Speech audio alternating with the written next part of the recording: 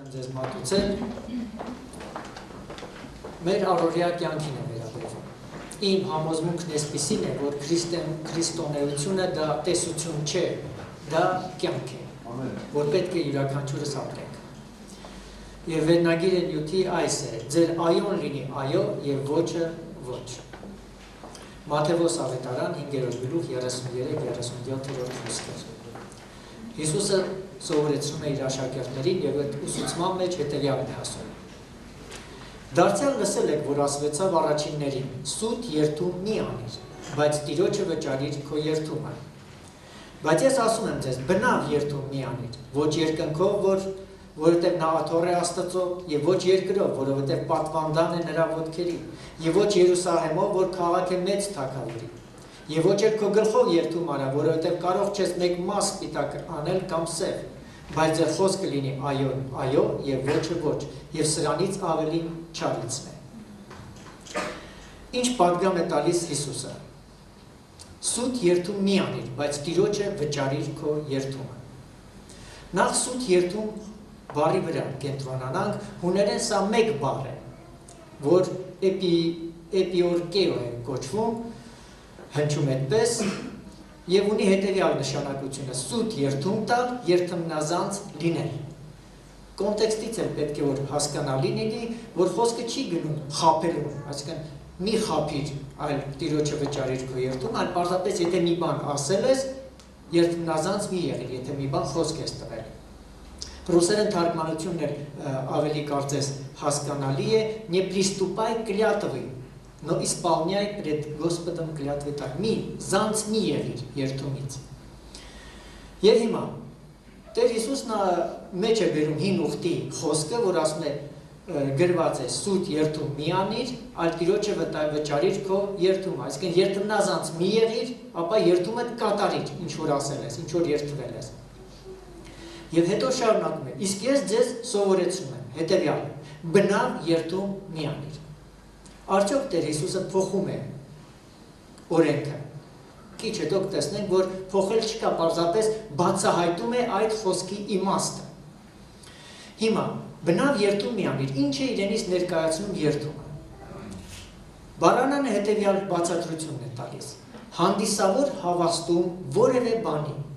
որևէ բանի հանդիսավոր հավաստում է, երթվողի համար սրբազան նվիրական բան վկայակոչելով։ Այսինքն խոսք եմ տալիս այս ինչ բանին, մեր ժողովրդի մեջ տարածված ձև կա երթումի, երբ որ ուզում են մի բան ասել, ասում են հորս արև, մի մեծ բանով վկայակոչում են, ըստ դրա ես խոսք եմ տալիս, որ այսինչ բանը ճիշտ եմ ասում, կամ այսինչ բանը ես կանեմ։ Հիսուսը սովորեցնում է հետևյալը. մի երթվիր ասելով, երթվում ես երկնքով, մի երթվիր երկնքով, որովհետև քոնը չէ այն։ Ինչու ես վկայակոչում մի բան, որ քոնը չէ։ Մի երթվիր երկրով, որովհետև այն էլ քոնը չէ։ Երուսաղեմով այն ժամանակ որպես մեծ բան Երուսաղեմն էր դիտարկում, ասում է, որովհետև դա մեծ թագավորի քաղաքն է, եւ ասում է նաեւ քո գլխով մի երթվիր, որովհետև մարդիկ երթվում են իրանց գլխով։ Ինչու՞։ Դե եթե երկինքը իմս չէ, երկիրն իմս չէ, քաղաքն իմս չէ, գլուխը հո իմն է, կարող եմ իմ գլխով երթվել։ Եվ Հիսուսը հետևյալ խոսքն է բերում. մի երթվիր նաեւ քո գլխով, որովհետև կարող չես մեկ մաս սպիտակ անել կամ սև անել։ Ինչու է մեջ բերում Հիսուսը այնպիսի մի միտք, որը մեր իշխանությունից դուրս է։ Ասենք կարող էր միտք այսպես լինել, մի երթվիր քո գլխով, որովհետև չես կարող բերանդ բացել փակել, չէ, կարող եք մեր բերանը բացել փակել։ Բայց այնպիսի միտք է բերում, որ դու ի վիճակի չես, քո կարողությունից վեր է, քո իշխանության տակ դրված չէ։ Ուստի մի երթվիր քո ոչ գլխով, քո ձեռքով, բանով, մի բանով, որ քո իշխանության տակ չէ, որովհետև այն գլուխը, որ մեզ տրված է, իրականում մերը չէ։ Մեզ տրված է, այն տեր ունի։ Մեր մարմինը մերը չէ իրականում, այն մեզ տրված է,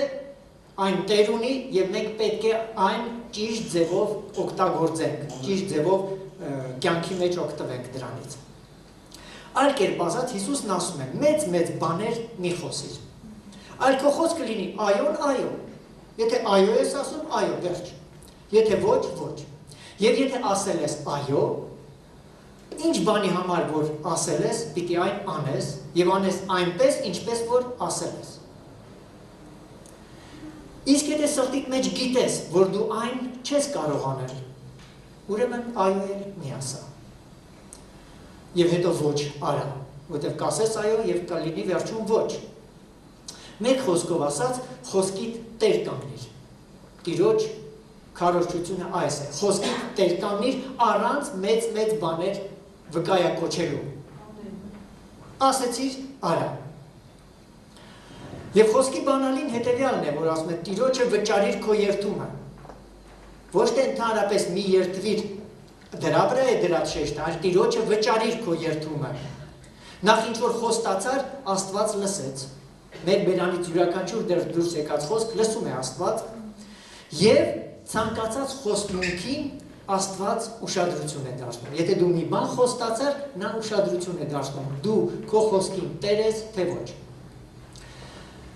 Ընդհանրապես հավատքի հետ կապված երևույթներում խոսքին տեր կանգնելը չափազանց կարևոր է։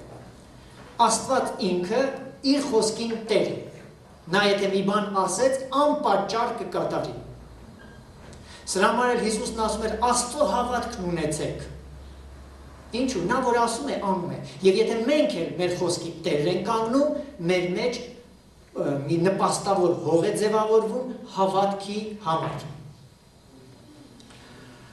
Մատթեոս ավետարանում հետևյալն է գրված։ Հիսուսը իր խոսքի մեջ հետևյալն է ասում։ 12:36 խոսք։ Բայց ասում եմ ձեզ, որ ամեն դատարկ խոսքի համար, որ մարդ խոսում է, դատաստանի օրը հաշիվ պիտի տա։ Այսինքն, եթե մենք մի բան ենք ասում ու հենց այնպես անցնում գնում ենք, դրա համար հաշիվ ենք տալու։ Այոն այո եւ ոչը ոչ սկզբունքը, այսինքն խոսքին տեր կանգնելու սկզբունքը պետք է լինի յուրաքանչյուր քրիստոնյային բնութագրող հատկանիշներից մեկը։ Քրիստոնյային բնութագրող շատ հատկանիշներ կան, բայց սա հատկանիշներից մեկն է, որ պիտի լինի յուրաքանչյուր քրիստոնյային բնութագրող։ Որ երբ որ ասեն նա քրիստոնյա է, պետք է ենթագիտակցորեն մարդիկ հասկանան, եթե այս մարդն ասեց այո, ուրեմն այո, վերջ կանի։ Եթե ասեց ոչ, ուրեմն ոչ։ Ինչպիսին է մեր վիճակը երկրում, մեր առօրյա կյանքում այս գաղափարի հետ կապված։ Հակոբոս առաքյալը հետևյալն է գրում. Ինչ օգուտ է եղբայրքս, եթե մեկն ասե, թե հավատք ունի եւ գործ չունենա։ Միթե հավատքը կարող է ապրեցնել նրան։ Մի փոքր այլ ձևակերպեմ խոսքը։ Ինչ օգուտ է, եթե ասես կանեմ, բայց չանես։ Միթե քո այոն արժեք կունենա։ Չէ՞ որ քո խոսքը արժեզրկվեց։ Հանցանք չեմ գործում, չէ՞, եթե այդ տրամաբանությունը մտցնում եմ այստեղ։ Ինչ օգուտ է, եթե ասում ես այո եւ չես անում։ Միթե այոն արժեք ունի, ոչ իհարկե։ Հավատքին պետք է հետևի գործ, կամ գործը հետևանք է հավատքի։ Մի փոքր այս նյութի շուրջ իմանք խոսեմ, որպեսզի համակողմանե ցույց տամ ասածիս միտքը։ Մյուս կողմից գործը հետևանք է մտածելակերպին։ Ուրեմն գործը հետևանք է հավատքին, եթե հավատք ունես, պիտի գործով դրսևորվի, ինչպես Հակոբոս առաքյալն է ասում, մյուս կողմից էլ գործը հետևանք է մտածելակերպին։ Մեր գործերը, խոսքերը բխում են մեր մտածելակերպից։ Հետևաբար մտածելակերպը ձևավորում է հավատք։ Հասկանալի է։ Աստծո խոսքն էլ է ասում. ապաշխարեք եւ հավատացեք։ Ապաշխարեք եւ հավատացեք ավետարանին։ Ինչ է նշանակում ապաշխարել։ Ապաշխարեք, այսինքն փոխեք ձեր մտածելակերպը, այն ժամանակ ի վիճակի կլինեք հավատալու։ Սա է քարոզչության սկիզբը Հիսուսի։ Ապաշխարեք, փոխեք ձեր մտածելակերպը եւ հավատացեք։ Եթե չփոխես քո մտածելակերպը, դու ի վիճակի չես լինի հավատալու։ Այսինքն մտածելակերպը ուղղակիորեն ազդում է մեր հավատքի վրա։ Մտածելակերպի փոփոխությունը նպաստավոր հող է հավատքի ձևավորման համար։ Որ ուղղությամբ փոխվի մեր մտածելակերպը, այդ ուղղությամբ էլ կսկսի ձևավորվել մեր հավատքը եւ հետեւաբար այդ ուղղությամբ էլ կդրսևորվեն մեր գործերը։ որ ուղղությամբ փոխվում է մեր մտածելակերպը, այդ ուղղությամբ էլ ձևավորվում է մեր հավատքը, իսկ հավատքից բխում են գործեր։ Խոսքը գրում է իրական հավատքի մասին եւ ոչ թե այն մեռած հավատքի, որի մասին դարձյալ խոսում է Հակոբոս առաքյալը, ասում է, եթե հավատում ես եւ գործ չկա, քո հավատքը պարզապես մեռած է։ Ուստի կենթանի հավատքը անպայման դրսևորվում է գործերով։ Իսկ հավատք ձեռք բերելու համար, հավատք ձևավորվելու համար անհրաժեշտ է ապաշխարել, մտկափոխվել, ճիշտ մտածել։ Նաև առակած գիրքն է այս մասին խոսում, ասում է, որովհետև նա ինչպես որ իր սրտումը հաշիվներ անող է, այնպես է, այնպիսին է։ Ռուսերենով ասում է այսպես. «Каковы мысли в душе его, таков и он»։ Ինչպիսի մտքեր, որ դու քո սրտի մեջ ունես, ինչպիսի մտորումներ, մտածմունքներ, որ ունես, դու այդ ես։ Դա քո հավատքն է։ Պետրոս առաքյալն էլ հետևյալ միտքն է արտահայտում։ Առաջի նամակ, առաջի գլուխ 13-րդ խոսք։ Նրա համար ձեր մտքի մեջ կգոտ է պնդած եւ զարթնացած կատարելապես հուսացեք այն շնորհքին, որ հասնում է ձեզ Հիսուս Քրիստոսի հայտնությունով։ Ձեր մտքի մեջքը գոտ է պնդած։ Առաքյալը պատգամ է ուղում, որ մենք մեր մտքի մեջքը գոտ է պնդենք։ Ինչ է նշանակում մտքի մեջք։ Այսինքն մտածելիքը, մտածելու ուղղությունը, մտածելակերպը, սա պետք է ամրապնդվի։ Ամուր դառնա, հաստատուն լինի մեր մտածելակերպը, այն ժամանակ հաջորդ քայլերը կհետևեն։ Եվ իհարկե ինչով պետք է ամրապնդել մեջքը, Սուրբ Գիրքը խոսում է, որ ճշմարտությամբ գոտեպնդելու մասին, որ Պողոս առաքյալը գրում է Եփեսացիների նամակում, արդ հաստատուն կանգնեք ձեր մեջքը ճշմարտությամբ գոտևորված։ Ուստի մենք պետք է մեր մտածելակերպը ճշմարտությամբ ամրապնդենք, ճիշտ մտածելակերպ ունենանք, այն հետզհետե մեր մեջ կձևավորի ճիշտ հավատք, որից էլ կբխեն ճիշտ գործեր։ Եվ քո այոն կլինի այո, եւ ոչը ոչ։ Մի փոքր էլ մտածելակերպի մասին, հետո կանդրադառնամ դարձյալ այո եւ ոչ խնդրին։ Հակոբ եւ Եսավ։ Պատմությունը շատերի ծանոթ է։ Հակոբը, Եսավը երկվորյակներ են, առաջինը ծնվեց Եսավը, երկրորդը Հակոբը։ Եվ այս Հակոբին անդան տանջում էր միտքը, ինչու նա լինի առաջնեկը։ Եվ այնքան էր տարված առաջնեկ լինելու գաղափարով, որ կերպին ուշադրություն չէր դարձնում։ Նպատակ այս է միայն թե ձեռք գցի առաջնեկությունը եւ եղբորից այն վերցնի։ Եվ գիտեք ինչ, տհաճ ձևով, հա, ինչ, ոչ մաքուր, անմաքուր ձևով եղբորը մի աման ապուր առաջարկեց եւ տեղը վերցրեց առաջնեկությունը։ Ասեց ծախիր ինձ այն։ Իհարկե պատճառը դրանում էր այդ գործարքի, որ եղբայրը Եսավը ուշադրություն չէր դարձնում, արժեք չէր տալիս այդ առաջնեկությանը։ Սա էլ մտածելակերպ է։ Որ առաջնեկությունն ինչ է որ։ Սոված եմ մեռնում եմ համար առաջնեկությունը իմ ինչին է պետք։ Մտածելակերպ, որից եւ դրսևորվեց գործ։ Հակոբի մտածելակերպը ինչ գնով էլ լինի ձեռք բերել դա։ Եվ ձեռք բերեց, սակայն անմաքուր ճանապարհով։ Եվ քանի որ ճանապարհը մաքուր չէր, մեղքը շարունակեց խորանալ։ Խորացավ այն աստիճանի, որ իր հորը խաբեց պարզապես։ Ձևացավ որպես Եսավ, որպեսզի օրհնությունը ժառանգի։ Նաբախ եւ Դավիթ։ Պատմությունը այս էր, որ Դավիթը, երբ որ դեռ փախչում էր Սավուղի երեսից, սարերում էր եւ մի Նաբաղ անունով մարդու հոտերին հսկողություն էր անում։ Հոտերը այնտեղ արածում էին, նա էլ թույլ չէր տալիս, որ ուրիշները գողանան, մի բան լինեն։ Եվ այս Դավիթը սոված իր ծառաներին ուղարկում է Նաբաղի մոտ, որ ուրախության խնջույքի մեջ էր ասում, մի բան էլ ուղարկիք մենք հաց ուտենք, եւ Նաբաղի պատասխանը այս էր. ով է Դավիթը,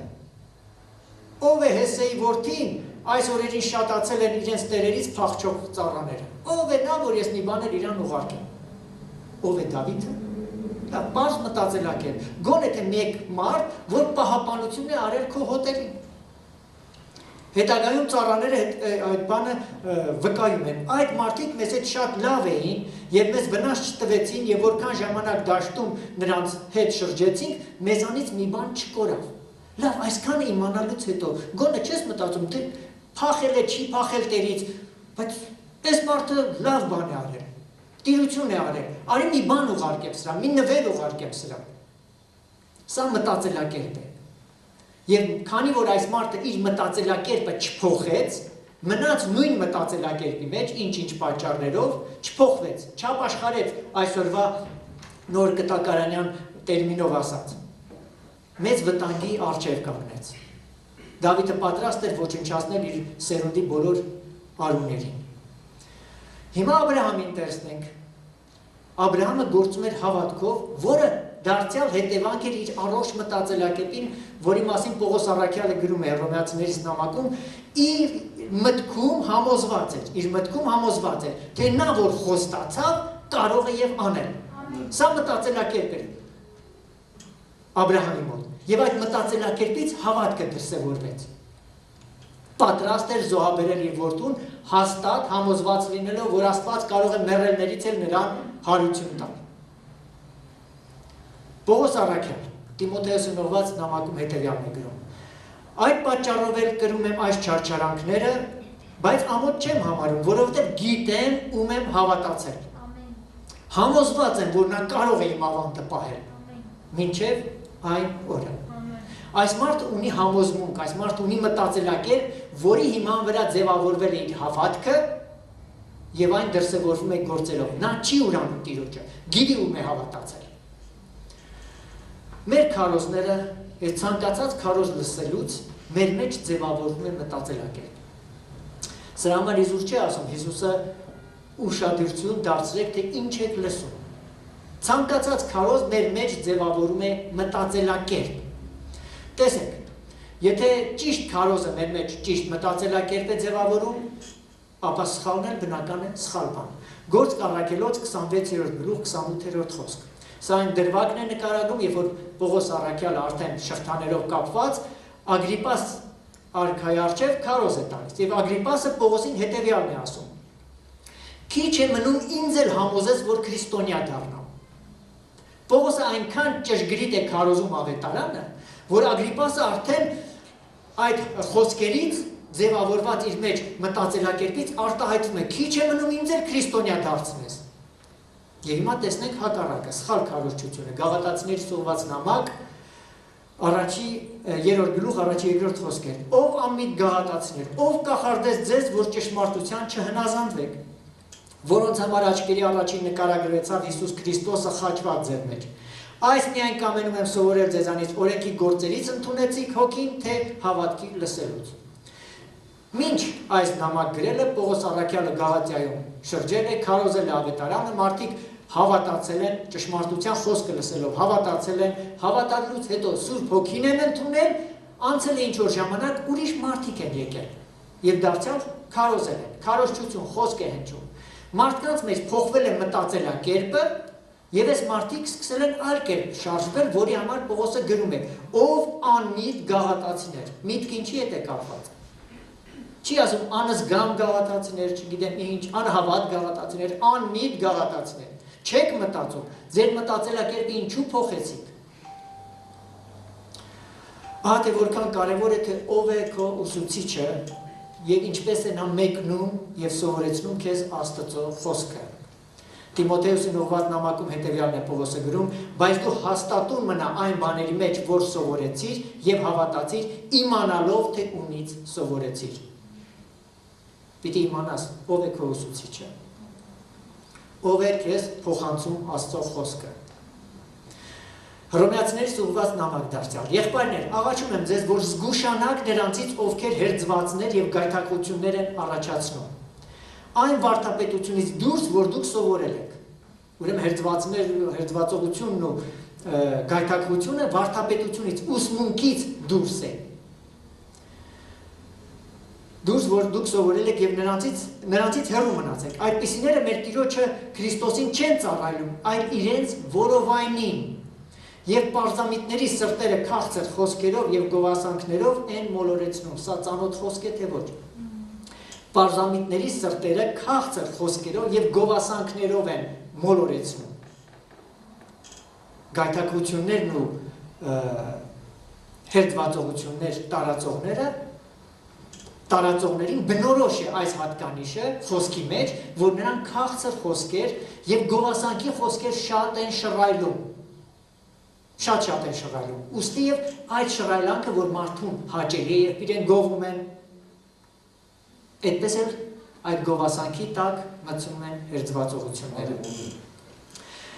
Փիլիպեցիներից ուղված նամակ, որովհետև շատերը, որոնց մասին շատ անգամ ասում էի ձեզ եւ հիմա էլ լալով ասում եմ, ընթանում են որպես Քրիստոսի խաչի թշնամիներ։ Նրանց վախճանը կորուստ է, նրանց Աստվածը իրենց որովայնն է։ Դարձյալ այդ մասին։ Սրանք, ասում է, ուրիշ բանի մասին չեն մտածում, այլ նրանց փառքը, նրանք երկնային բաների մասին են մտածում, նրանց փառքն էլ իրենց ամոթն է։ Իրենց մտածելու ուղղությունը երկրի վրա եղած բաներն են։ Եվ որպեսզի հասնեն նպատակին, քաղցր խոսքեր, գովասանքի խոսքեր, լեցուն, շռայլում են օրինակներ չեն բերում,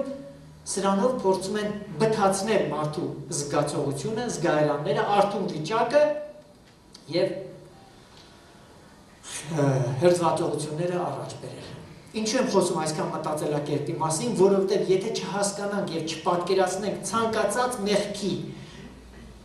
մեղքից ազատվելու մեխանիզմը, չենք կարողանա պայքարել մեղքի դեմ։ Եվ այդ մեղքերից մեկը այս է, որ նշեցի, երբ որ մեր այոն դառնում է ոչ։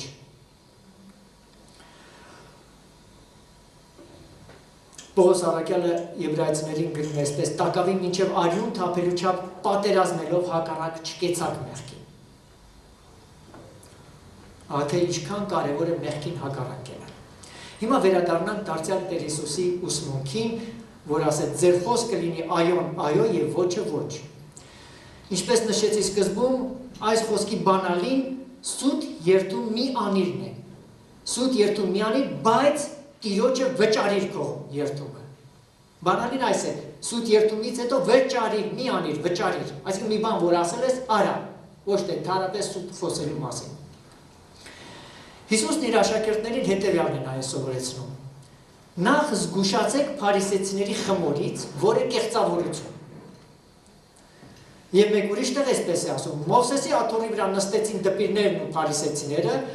այն ամենը ինչ որ ձեզ ասեն, որ պահեք, պահեցեք ու արեք, բայց նրանց գործերի պես մի անեք, որովհետև ասում են, բայց չեն անում։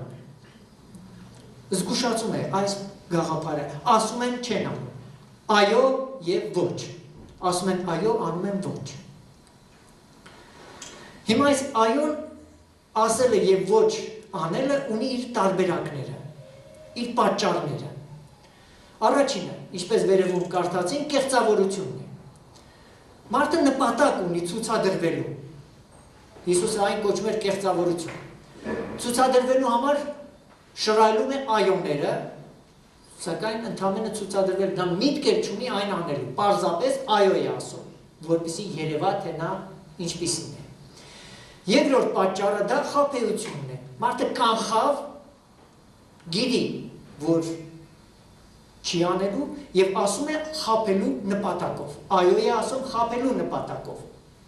Ոչ թե երևալու նպատակով, փառավորվելու նպատակով, պարզապես խաբելու եւ իր շահին հետապնդելու պատճառով։ Սա այն առակած գրքի մեջ բերումի նման է, որ ասում է, որովհետև նա ինչպես որ իր սրտում է հաշիվներ անող է, այնպես է։ Քեզ կասե, կեր ու խմիր, բայց սիրտը քեզ հետ չի։ Խաբեություն է պարզապես։ Երրորդ պատճառը դա անպատասխանատվությունն է, երբ ասում ենք այո եւ գործերով ցույց ենք տալիս ոչ։ Անպատասխանատվությունը ոչ խաբելն է, ոչ էլ ցուցադրվելն է։ Այլ խնդիրների իմիջայլոց մոտենալը, կարևորություն չտալը, միաժամանակ մերժելուց քաշնելը։ Քաշնում եմ մերժել, դե հա ասում եմ կանեմ, բայց քանի որ խնդրին կարևորություն չեմ տալիս, չեմ անում։ Սա մեր մեջ բավականին տարածված է, ոչ միայն մեջ, այլ մեր մեջ, այլ ամբողջ մարդկության մեջ բավականին տարածված բան է։ Ասում ենք այո, բայց խնդրին կարևորություն չենք տալիս։ Ինչու են գլխից չասեմ, ժողովուրդ ջան։ Դե չէ։ Ես դրան դեմ եմ, ես չեմ ուզում դա անել։ Եվ սրա նման է պարզապես սովորություն դարձած, չմտածված ստախոսությունը, որին եկեք անվանենք փչանություն։ Կան մարդիկ, որ պարզապես փչան են, պարզապես սուտլիկ են, ինչ խոսում են, սուտ են ասում, միտք չունի քեզ խաբելու, բնավ,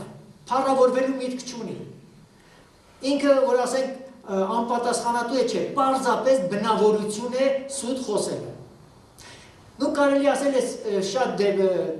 4 դեպքներ իրար հետ կարող են միախառնված լինել, այնպես չի, որ շատ հստակ կարելի է տարանջատել, ուղղակի փորձեցի ինչ-որ չափով իրարից առանձնացնել, որպեսզի բացատրեմ։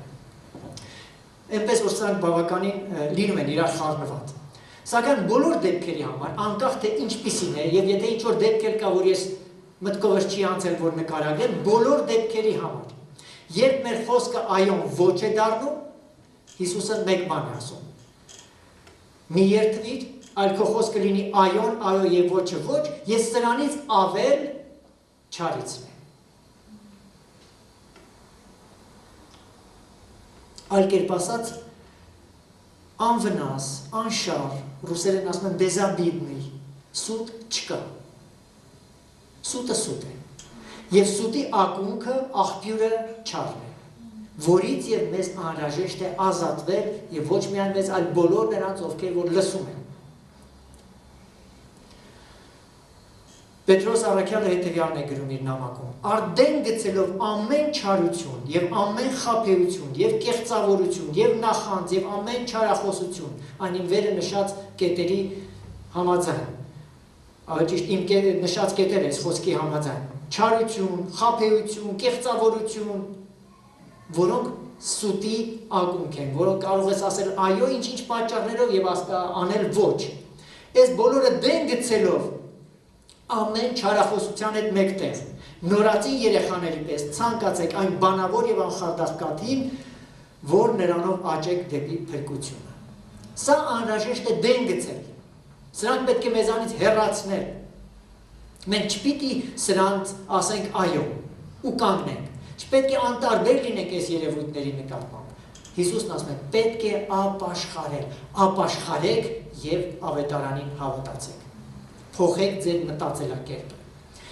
Մարդը չի ապաշխարում այսպիսի երևույթներից, այսպիսի վիճակից, քանի դեռ չգիտի, որ իր արածը մեղք է։ Ոչ մեկ չի գնում բժշկի մոտ, քանի չգիտի, որ ինքը հիվանդ է։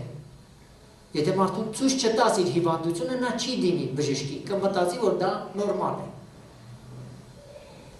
Այսպիսի խոսք եմ լսել, որ ասում են, սուտը ավետարանից է, կա սուրբ սուտ, անմեղ սուտ, դե նպատակը սուտը չի, դրա համար, մի խոսքով,